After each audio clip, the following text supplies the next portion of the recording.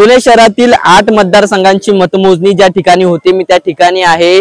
अन्न महामंडळाच्या गोदामाच्या आवारात सध्या मी आहे। या ठिकाणी जर आपण पाहिलं तर ह्या संपूर्ण ठिकाणी महाविकास आघाडीचे सर्व कार्यकर्ते यांच्या समर्थकांसाठी या ठिकाणी जागा करून देण्यात आलेली आहे। खरं तर दोन वेगवेगळे गट एकमेकांना भिडू नये यासाठी दोन्ही वेगवेगळ्या गटांना खरं तर वेगवेगळी जागा करून दिलेली आहे। मात्र सध्याची जर परिस्थिती पाहिली तर या ठिकाणी संपूर्ण राज्यभरामध्येच महायुतीची विजयाकडेची जी घोडदौड आहे ती आता सध्या सुरू असल्याचं पाहायला मिळते।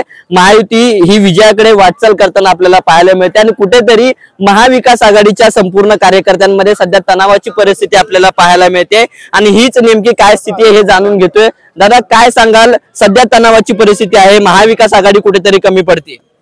महायुतीची आता सध्या तरी चांगली आहे आणि सपोर्ट पण चांगला आहे महायुतीला आणि महायुतीचे कामकाज पण खूप चांगले आहे। आणि तुम्ही कुणाच्या समर्थकांकडून? मी सुनील अण्णा टिंगरे। अच्छा, राष्ट्रवादी। ओके दादा तुम्ही काय सांगाल? मी राष्ट्रवादी वडगाव शहरी विधानसभा मतदारसंघ सुनील अण्णा टिंगरे मिनिमम कमीत कमी 40 ते 45 हजाराच्या लीडने निवडून येणार। कुठेतरी आता बापू पठारे यांना फटका बसलेला आहे, कमी फटका बसायचा प्रश्न नाही, गृहीतच धरत नाहीत। म्हणजे महायुतीचे घटक प्रश्न असलेले अजित पवार गटाचे हे सगळे समर्थक होते, मात्र कुठेतरी जे शरद पवार गट असेल किंवा शिवसेना असेल अशा सगळ्यांमध्ये कुठेतरी तणावाची परिस्थिती आपल्याला पाहायला मिळते। ही सगळी मंडळी जर आपण पाहिली तर ही सगळी महाविकास आघाडीची कार्यकर्ते या ठिकाणी पलीकडच्या बाजूला बसलेले। दादा काय सांगाल, महाविकास आघाडी कुठेतरी आता कमी पडते, राज्यामध्ये महायुतीची वाटचाल सुरू आहे सध्या? तसं काय अजून तर वाटत नाही तसं, पण आता तुम्हाला मागच बोललो की अजून चालूच आहे लढाई, अजून काय निकाल जाहीर नाही झालेले एवढे, पण स्पष्ट दिसून येते की महायुती कुठेतरी वरचढ ठरते महाविकास आघाडीपेक्षा। चढल आता महायुती म्हणजे कसं आहे, ते पक्ष खरं चांगलं आहे, त्या पक्षाने खरं गोरगरिबांचं झालेलं बरं। लाडकी बहीण योजनेपासून त्या युतीला फार प्रोत्साहन झालं, बदलायला लागले म्हणून कुठेतरी मत बदलते तसं काय अजून तर कळलं नाही, निकाल बदलायला नाही लागले, चालू आहे निकाल होईल अजून, पण तरी पण या लोकांचं चाललंय अजून मतमोजणी वगैरे। विश्वास आहे तुम्हाला महाविकास आघाडी येईल? माझ्या दृष्टिकोनातून तर काय आहे, सध्या तरी गोरगरिबांचं तो सरकार चांगले, त्यांनी योजना काढली चांगली आणि शिवाय गरिबांना थोडा हातभार दिलेला आहे, त्याच्यामुळं या लोकांनी खरं जर निवडून जर सत्तेवर आले तर ह्या लोकांनी गोरगरिबांकडे जास्तीत जास्त लक्ष घालून म्हणजे कुठे चांगलं भव्यतव्य मुलांना शिक्षण म्हणा किंवा बेरोजगार असेल त्यांना कामाला लावा किंवा नोकऱ्याला लावा एखाद्या गरीब जनतेला। नक्कीच खरं तर महाविकास आघाडीच्या कार्यकर्त्यांमध्ये आता कुठेतरी मत परिवर्तन होताना आपल्याला पाहायला मिळतंय। दादा तुम्ही कुणाच्या समर्थनासाठी या ठिकाणी आलेला आहात? आम्ही बापू साहेबांच्या समर्थन। बापू साहेब, आता कुठेतरी महाविकास आघाडीला मोठा फटका जो आहे तो बसताना आपल्याला पाहायला, अजून रिझल्ट येणं बाकी आहे, अजून विश्वास आहे तुम्हाला काहीतरी चांगला निकाल लागेल? बरं, पण कुठेतरी राज्यामध्ये महाविकास आघाडीला मोठा फटका बसलेला आहे असं म्हणावं लागेल? बरोबर बसलेला आहे फटका। बरं, अजून मतमोजणी चालू आहे, अजून अंतिम रिझल्ट लागलेला नाहीये या ठिकाणी, पण तुमच्यामध्ये तणावाची परिस्थिती सध्या वाढलेली दिसून येते? तणावाची परिस्थिती नाहीये, प्रत्येकाच्या बालेकिल्ल्यात प्रत्येकाला मतदान पडतं। वडगाव शहरी विधानसभेत सध्या तरी सुनील अण्णा टिंगरे यांच्या बालेकिल्ल्यात त्यांना बऱ्यापैकी मतदान आहे, परंतु सध्या अजून बऱ्यापैकी 23 राऊंड आहेत, 23 मधले 8 राऊंड झालेले आहेत, बाकीच्या प्रत्येक राऊंड मध्ये बापूसाहेब पठारे निश्चितच पुढे असतील आणि विजय हा बापूसाहेब पठारे यांचाच होणार आहे। जनतेने हा जो कौल दिलेला आहे, सध्या माध्यमांमध्ये पाहिलं तर महायुतीला चांगल्या प्रकारची मताधिक्य आपल्याला मिळताना पाहायला मिळते, जनतेचा हा कौल तुम्ही मान्य करताय का?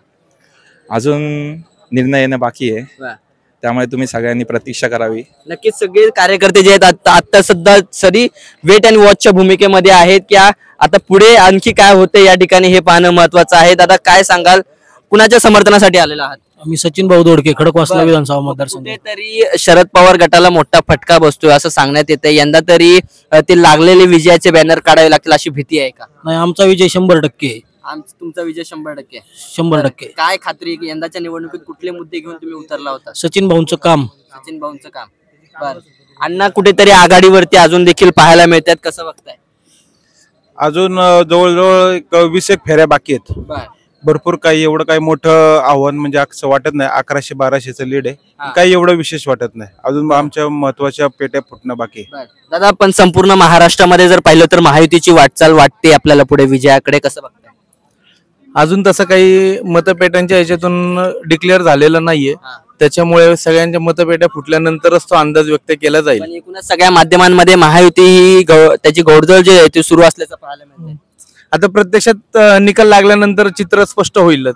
प्रत्यक्षात जो निकाल लागेल तो सर्वांना मान्य असेल असं सर्व कार्यकर्त्यांकडून व्यक्त केला जातोय. खरं तर या संपूर्ण मैदानामध्ये जी शांतता आहे, खरं तर इतक्या कार्यकर्ते असताना देखील या मैदानावरती इतकी शांतता असणं म्हणजे खरोखर गंभीर बाब आहे. महाविकास आघाडीच्या कार्यकर्त्यांसाठी अत्यंत तणावपूर्ण वातावरण या ठिकाणी आपल्याला पाहायला मिळते. कुठेतरी विजयाची अनिश्चितता या कार्यकर्त्यांमध्ये आपल्याला पाहायला मिळते.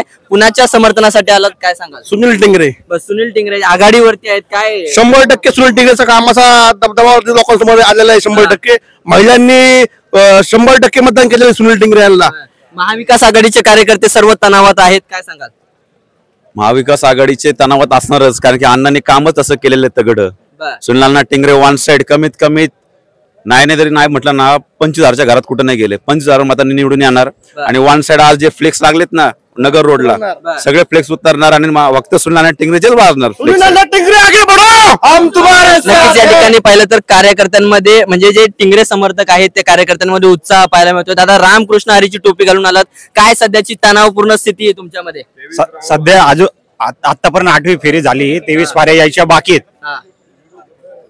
23 फेरी अखेर आम्ही इथेच थांबणार आहे.